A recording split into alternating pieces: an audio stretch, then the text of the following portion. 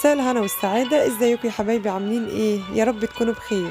النهاردة ان شاء الله هنعمل مع بعض التمر هندي. هنعمله بطريقة بسيطة وسهلة، والنتيجة بجد تحفة جدا، وطعمه كمان جميل جدا جدا.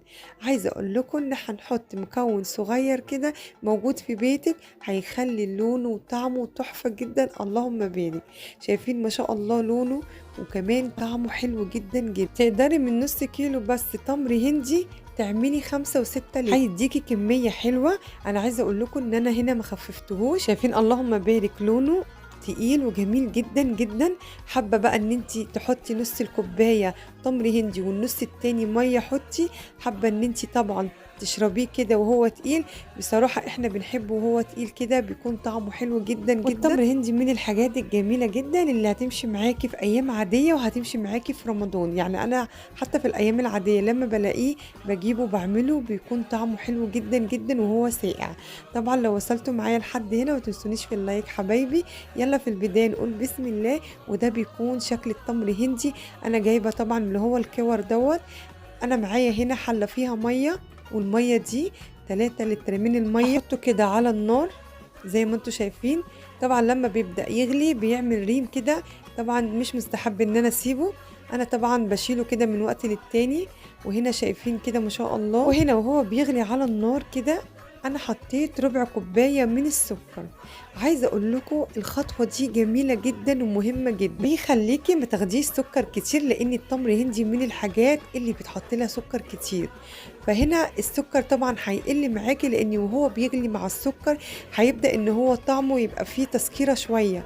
فلما تيجي تحطي بقى ان شاء الله السكر هيبقى كميته صغيره مش كتير. وهنا طبعا ضربت في الخلاط زي ما انتم شايفين. وهنا هصفيه. وبعد ما هصفيه هحط بقى 3 كوبايات من السكر. طبعا احنا حطينا في البداية 3 لتر مية مع 3 كوبايات من السكر والربع كوباية اللي احنا حطيناه. يعني احنا النهاردة خدنا 3 كوبايات وربع من السكر. عايزة اقول لكم كان طعمه مظبوط وجميل جدا جدا.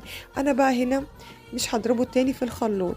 انا هنا ضربته وصفيته وبعد كده حطيت له السكر. شايفين ما شاء الله لونه جميل جدا جدا. ضربته كويس وصفيته. ومعايا بقى الازايز دي بتاعت رمضان دي، طبعا كل سنه وانتم طيبين، بتبقى جميل جدا في العصاير. انا بصراحه بحب احط فيها جدا. وعايزه اقول لكم هنا ان هو تقيل جدا جدا. يعني انتوا حاولوا ان انتوا تخففوه، بس انا طبعا عشان ولادي ربنا يبارك فيهم يا رب وفي ولادكم بيحبوه تقيل زي ما انتوا شايفين كده. فانا بصراحه ما رضيتش ان انا اخففه. حطيت بقى كده تلج. طبعا كان قبل الفطار بشويه. حطيت بقى كده تلج. وحطيت كده التمر هندي. عايزه اقول لكم طعمه تحفه جدا بجد ما شاء الله. بدل ما تجيبيه من بره هاتيه واعمليه في البيت هيديكي كميه حلوه. يعني ما شاء الله انا عايزه اقول لكم ان هو بيعمل 6 لتر او 5 لتر. ما شاء الله بيكون كتير وفي نفس الوقت طعمه حلو جدا. يعني احسن من بره. من بره بتجيبي الكيس ب10 وب15. يا ريت طعمه حلو. انا بصراحه دقته. يعني مش عايزه اقول لكم انا بعديها عملت ايه. يعني بجد طعمه مش حلو خالص خالص.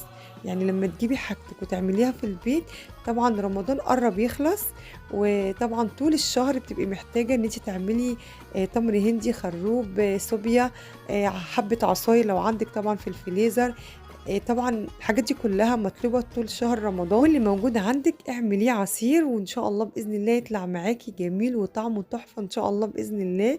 شايفين ما شاء الله شكله كده بالتلج.